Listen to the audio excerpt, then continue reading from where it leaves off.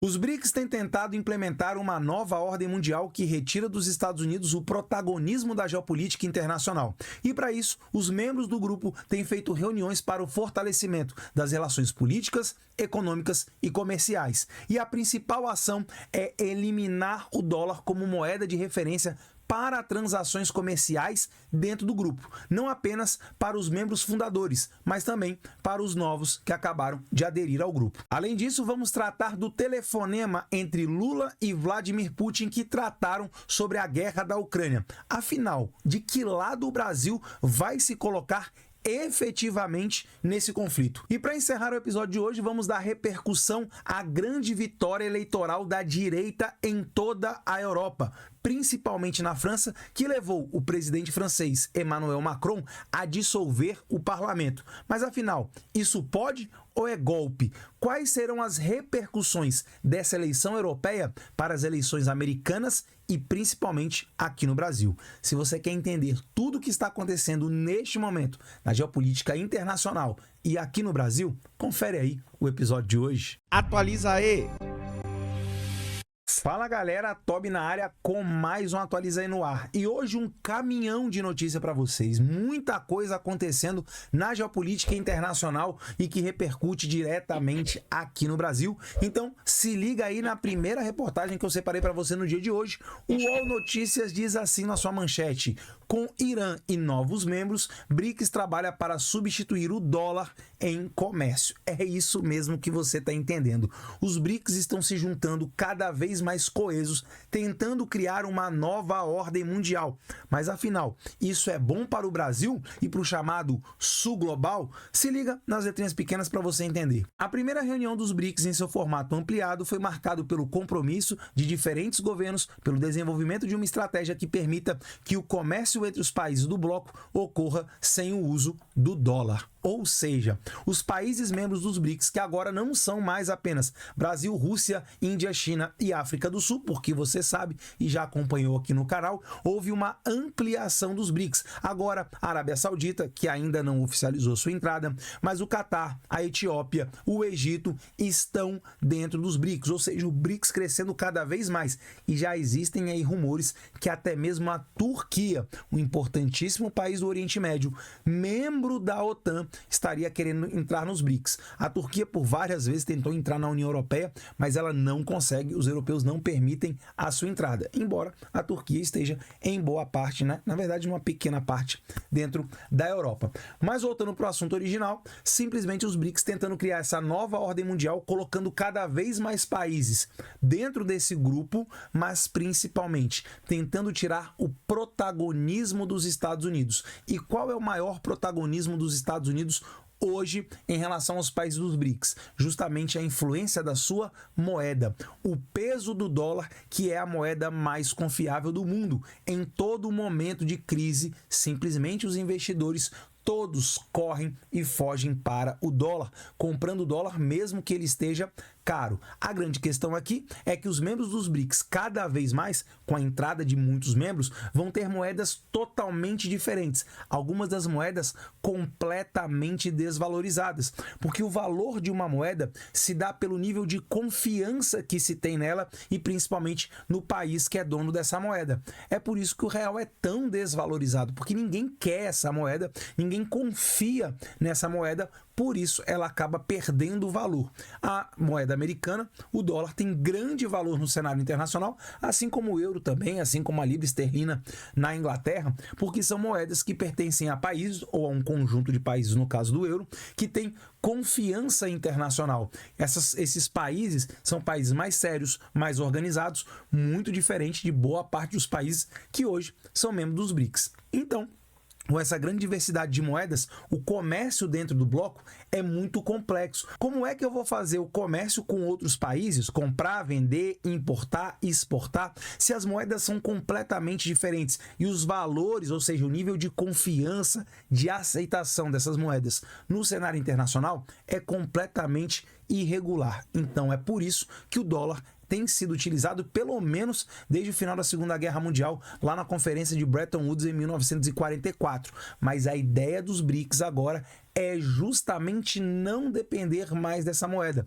Já se falou, inclusive, da criação de uma moeda única, não para que essa moeda seja adotada por todos os países como moeda corrente, né, dentro dos seus estados nacionais, mas na verdade que fosse apenas uma moeda para fazer as trocas comerciais. Essa ideia ainda não foi para frente, mas o que eles estão fazendo é estudar possibilidades, e uma das possibilidades é que se aceitem as moedas de cada país. Isso vai virar uma bagunça. Acho muito difícil isso prosperar, mas é a tentativa dos membros dos BRICS, principalmente da China e da Rússia, diminuírem muito a dependência da moeda americana e, consequentemente, a influência dos Estados Unidos dentro do próprio bloco, principalmente a Rússia, que é um dos países mais embargados do mundo, juntamente com o Irã, que também agora é membro dos BRICS. Então, se eles não dependessem mais do dólar para comprar e vender mercadorias dos mais diferentes tipos de produtos que vão circular dentro dos BRICS, seria muito bom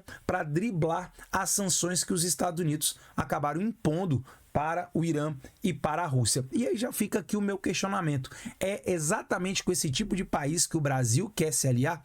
É claro que reduzir o poder americano e aumentar o nosso poder, a nossa influência, é muito bom. Só que nós estamos nos associando a um conjunto de países muito, mas muito fracos. E aqueles que são mais fortes, são muito mais fortes do que o Brasil. Se nós compararmos os grandes países dos BRICS, o Brasil é pequeno se comparado aos outros. Pequeno no sentido de ser menos importante. Somos menos importantes do que a Índia, somos menos importantes do que a Rússia e somos muito menos importantes do que a China. Com relação aos outros que somos maiores, o Egito, a Etiópia, o Irã, o Catar e até a Arábia Saudita, que ainda não aderiu efetivamente, somos muito maiores e eles têm uma situação econômica muito complicada. Então o Brasil está no meio de um caminho onde quem está acima é muito mais relevante, principalmente Rússia e China, que são membros do Conselho de Segurança das Nações Unidas, que, aliás, é um problema que o Brasil vem reivindicando há muito tempo.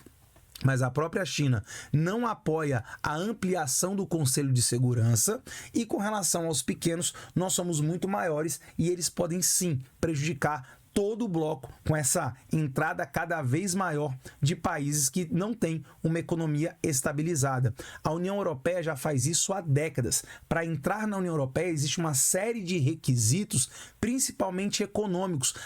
O país, para entrar, precisa ter uma economia saudável, porque senão um único país pode levar todo o grupo para o buraco. Foi o caso, por exemplo, da Grécia lá na crise de 2008, também da Espanha, da Irlanda, Portugal, que quase levaram a União Europeia ao fim. Inclusive, o Reino Unido, um dos motivos da saída do Reino Unido foi esse aí, o Reino Unido não querendo pagar a conta desses países. Agora, para entrar nos BRICS, praticamente não tem critério, porque é um grupo que hoje é muito mais político do que econômico. É a tentativa de formar um bloco que possa eventualmente fazer frente à hegemonia norte-americana e até também da União Europeia. Mas acho que isso ainda vai demorar muito para acontecer devido à grande disparidade dos países membros. Então, afinal, o dólar vai ser abandonado? A ideia é essa. Já se criou até um banco. Agora, de fato isso acontecer, acho que vai demorar bastante. Como eu disse, os países são muito diferentes, a criação de uma moeda única é complicada e a aceitação de moedas nacionais, isso eu não tenho dúvida que vai ser uma complicação gigantesca. Mas agora, seguindo ainda nessa mesma linha, falando de dois países membros dos BRICS e cada vez mais aliados, vamos falar aí da ligação que o Lula fez para o Vladimir Putin, presidente da Rússia. Tá aí, TV Cultura, a manchete é o seguinte: Lula recebe ligação de Putin e conversa sobre guerra da Ucrânia. Então, na verdade, quem ligou foi o Putin que pegou lá o telefone e fez a ligação. Mas aqui, galera, eu tenho uma questão importante a tratar com você. O que o Lula está se metendo no conflito da Ucrânia? O Brasil, através do Lula, só fez declarações erradas. O Lula teve a capacidade de culpar a Ucrânia tanto quanto a Rússia, embora a culpada da invasão seja a Rússia. A Ucrânia é a vítima, o seu território foi invadido. O Lula já disse que resolveria tudo isso numa mesa de bar. Simplesmente vamos embebedar todo mundo, até porque russo adora, né, ficar bêbado e simplesmente vamos tentar resolver esse problema. Ou seja, uma fala completamente deslocada de um anão diplomático que não sabe o que está fazendo. E o Brasil não tem projeção de poder. Eu não acho isso legal, não. Eu gostaria que o Brasil fosse um país respeitado, um país importante, mas com o governo que nós temos, mais de uma década governado pela extrema esquerda, que simplesmente destruiu o nosso país, nós não vamos conseguir ganhar relevância. Dessa forma, nós nunca teremos relevância se nós não tivermos um projeto sério de país para muitas décadas adiante. E aí, simplesmente, o Lula se intrometendo na questão no qual é muito claro: Rússia é a invasora, é a agressora. Ucrânia é a vítima. Queremos paz? É claro que queremos. A guerra não faz bem para ninguém, mas é muito simples. Basta a Rússia sair do território ucraniano e nós teremos paz. Mas isso não vai acontecer. Então, o Lula quer negociar a paz com o território dos outros? É isso que ele está tentando fazer? Se liga nas letrinhas pequenas. Segundo o Ministério das Relações Exteriores, Lula defendeu o fim da guerra da Rússia na Ucrânia. O presidente brasileiro também pediu um acordo que envolva os dois lados do conflito. Ah, entendi. Então imagina o seguinte, a situação. Você está andando na rua e você é assaltado. Então o Lula defende que exista um acordo entre o assaltante e a vítima, porque é disso que se trata. A Rússia é o assaltante, a Rússia é o agressor. Mas vamos entrar em acordo com a vítima, quem sabe a vítima cede ali uma parte para você e aí fica tudo bem. Ele não usa de violência. Tem lógica isso? Isso não tem lógica, mas é o Lula com a sua política de anão diplomático. Seguindo o segundo parágrafo, Lula reforçou ainda a necessidade de uma ampla reforma do sistema de governança global ao ser debatido no âmbito do G20, que reflita os novos arranjos geopolíticos mundiais que reforçam o papel das Nações Unidas como espaço de concentração para a prevenção de conflitos. Cara, nesse parágrafo aqui tá tudo errado. Primeiro, essa história de ampliação da ONU é claro que seria maravilhoso e, aliás, é necessário. Do ponto de vista da retórica, tá tudo bonitinho, mas isso não vai acontecer. Sabe por quê? Porque, infelizmente, no mundo, manda quem pode, obedece quem tem juízo. Ou melhor, manda quem tem poder. E o Brasil não tem poder. O Brasil não tem relevância militar, o Brasil não tem relevância política, o Brasil não tem relevância diplomática, o Brasil não tem relevância econômica. É sonho achar que os 5 membros do Conselho de Segurança vão permitir a sua ampliação, dar poder de veto, por exemplo, a outros países. Isso não vai acontecer. A Índia não vai entrar, o Brasil não vai entrar, a África do Sul também não, o Japão também não, o México também não, porque eles vão manter o poder nas mãos deles. Isso vai ser discutido no G20 e os grandes líderes não vão querer participar dessa discussão. Simples assim. Vai ficar apenas os pequenos discutindo. O Brasil precisa se voltar para dentro, o Brasil precisa se voltar a resolver os seus problemas, a se estruturar para aí se tornar um país relevante. E aí, devido à nossa grandeza e à nossa relevância, aí nós nos tornamos importantes no cenário internacional, coisa que ainda não existe e não vai acontecer. Sem falar que, vamos combinar, a ONU não resolve um único problema nesse mundo. Olha só o tanto de conflitos desde o final da Segunda Guerra Mundial, no qual a ONU foi criada, que ela não consegue impedir. E as grandes nações que são membros do Conselho de Segurança são as primeiras a desrespeitar as decisões da ONU. Quem não se lembra dos Estados Unidos desrespeitando o Conselho de Segurança na invasão do Iraque? E agora a Rússia desrespeitando completamente a ONU e invadindo a Ucrânia. Embora não exista uma sanção oficial contra a Rússia na guerra da Ucrânia, sabe por quê? Porque a Rússia tem poder de veto. Simplesmente, a Rússia não permite que o Conselho de Segurança faça nenhuma resolução contra ela mesma. Sem falar dos conflitos que ainda vão acontecer na Ásia, principalmente entre China, mais um membro permanente com poder de veto do Conselho de Segurança, e Taiwan, que pode vir a envolver até mesmo Estados Unidos. Tá vendo como é que a ONU não serve para muita coisa no final das contas? Só para terminar, segundo o comunicado do governo brasileiro, os dois também conversaram sobre a cooperação econômica bilateral e sobre governança multilateral. Oh, meu Deus do céu.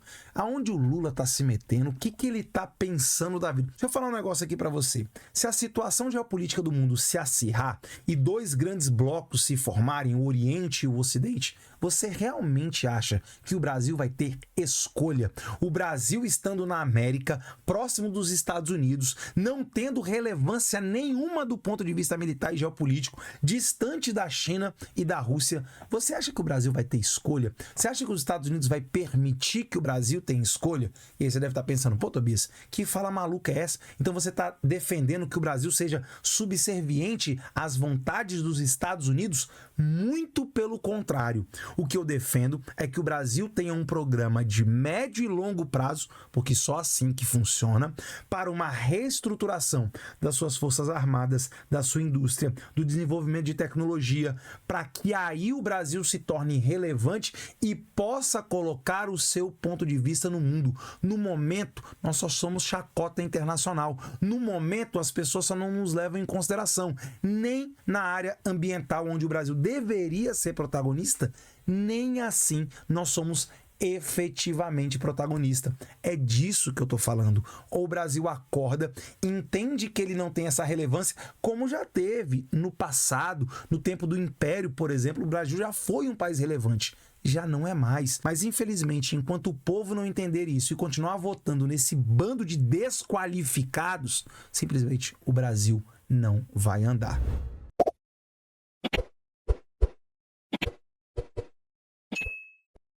E agora, bora mudar de assunto, vamos falar da Europa, da França em especial. Olha o que aconteceu. Acabaram de ter eleições para o Parlamento Europeu. Calma que eu vou te explicar tudo o que significa Parlamento Europeu. Você sabe que existe o maior bloco econômico de todos, né, o mais importante, de maior nível de integração, chamado União Europeia, hoje com 27 países. A União Europeia é, em parte, também uma união política. E como ela é uma união política, ela tem um parlamento que conta aí com representantes de vários países. O número de deputados para cada país é proporcional à sua população, tendo, por exemplo, a Alemanha com o maior número de deputados e a pequena ilha de Malta com o menor número de deputados representados nesse parlamento europeu. E aí rolou eleição em toda a Europa e a direita deu uma surra na esquerda. Só que na França, essa eleição foi esmagadora, ela foi vexatória para o Macron, que teve mais ou menos, né, o partido dele, apenas metade dos votos do seu concorrente da direita. Ficou mais ou menos 30 e poucos por cento para a direita e 15% em números redondos aqui para você, para a esquerda de Macron. Ou seja, o Macron não pode fazer mais nada, o povo francês escolheu a direita para representar a França no Parlamento Europeu. Entendido isso? Tá, mas o que isso tem a ver com a dissolução do parlamento? Não é isso que aconteceu? Calma, são duas coisas diferentes. Uma coisa é a eleição para o Parlamento Europeu, onde esses deputados vão representar a França nesse parlamento. Agora, o parlamento francês foi dissolvido por quê? Porque o Macron, como um grande democrata que é, ao olhar essa eleição, ele olha para dentro da França, ou seja, para o seu parlamento, para o parlamento francês, e entende o seguinte: os deputados que compõem esse parlamento não representam mais a vontade popular. E por que não? Porque nas eleições anteriores, e lá as eleições para presidente são separadas da eleição para deputados do parlamento francês, o parlamento nacional. Então ele entende o seguinte: olha, como a esquerda teve o maior número de cadeiras nas últimas eleições, mas agora com essa nova eleição a direita ganhou protagonismo no parlamento europeu, ou seja, existe um descolamento entre o que está acontecendo agora nessas eleições e a representação do povo dentro do parlamento. Logo, isso é constitucional na França, ele, enquanto presidente, pode dissolver o parlamento por não enxergar mais no parlamento os legítimos representantes do povo, mas para isso ele convocou novas eleições. Parece confuso? Deixa eu te dar um exemplo no Brasil para você entender. Você sabe, nós tivemos aqui o nosso processo de colocar número naquela caixinha branca e dali sair os nossos representantes. Tá vendo? Até isso é complicado aqui no YouTube. Pois bem, quem ganhou o processo da caixinha branca, você sabe, foi o Lula. Agora, você não tem achado muito estranho o Lula não ter representatividade nenhuma nas ruas? O Lula vai em manifestação, o Lula vai no Dia Internacional do Trabalho e ninguém apoia o Lula. Por outro lado, quando o Bolsonaro vai em qualquer lugar, o cara para a cidade, para o trânsito, é ovacionado. Ou seja, no mínimo nós temos aqui uma desconfiança. Como é que a pessoa que ganhou não demonstra ter apoio nas ruas e o que perdeu demonstra? Se isso fosse no Brasil, a situação da França fosse no Brasil, é como se o presidente da República, no caso o Lula, fosse na verdade uma espécie de primeiro-ministro e simplesmente dissolvesse o parlamento e até mesmo removesse o presidente, no caso que seria o primeiro-ministro, e você convocaria novas eleições. E por que convocar novas eleições? Porque quando você olha para o parlamento, quando você olha para o presidente e olha para as ruas, você vê uma desassociação. Como é que as ruas falam sempre da direita, vestem verde e amarelo, mas quem está mais representado no parlamento e o próprio presidente é vermelho? Não faz muito sentido. Então você iria dissolver todo mundo e convocar novas eleições como uma espécie de tirateima, prova real, para saber se de fato aqueles deputados que foram eleitos representam a maior parte da população. Ué, Tobias, então o Macron fez uma coisa maravilhosa? O Macron fez algo em prol do povo francês? Calma, meu amigo, entenda uma coisa. Na política é todo mundo querendo puxar a brasa para sua sardinha.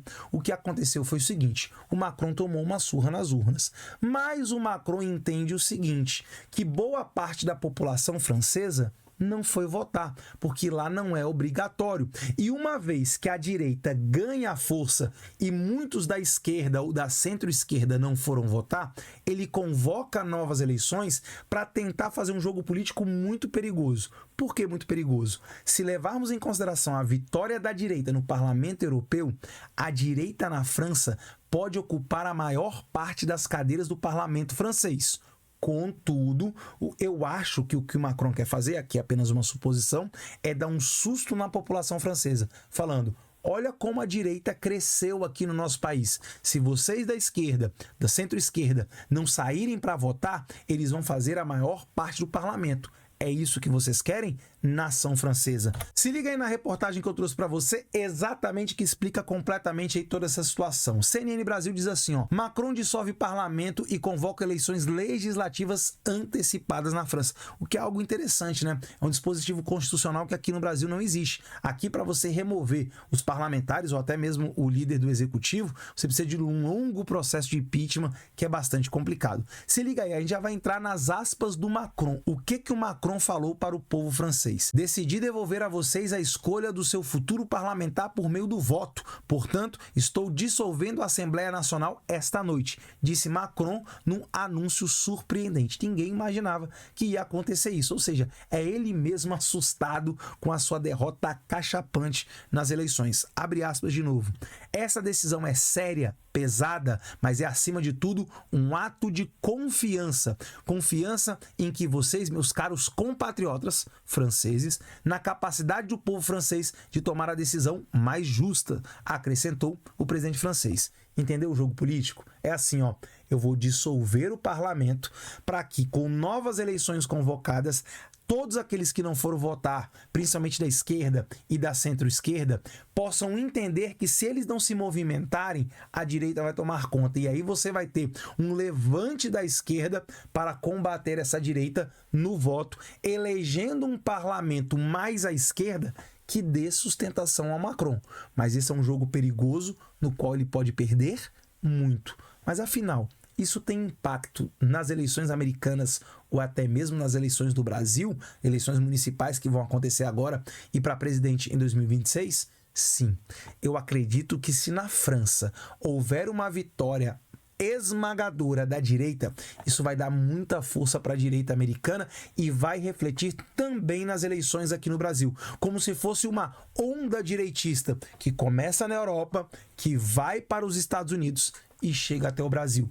Ou seja, mais uma vez, a França pode estar ditando tendências, assim como fez no passado, por exemplo, na Revolução Francesa. Claro que não é algo tão profundo como naquela época, mas só a título de comparação, a França sendo mais uma vez relevante e determinante no cenário político internacional. Mas e você? O que você achou desse ato do Macron de dissolver o parlamento, uma vez que ele perdeu nas eleições parlamentares para o Congresso Europeu. Vamos só lembrar, separar o Parlamento Europeu do Parlamento Francês, que esse sim foi dissolvido numa tentativa arriscada de compor uma base. O que você pensa disso? Quero saber muito sua opinião. Coloca aqui nos comentários. Seu comentário é importante demais. Agora é o seguinte, chegou até aqui, vídeo mais longo, vídeo explicativo, muito assunto para falar.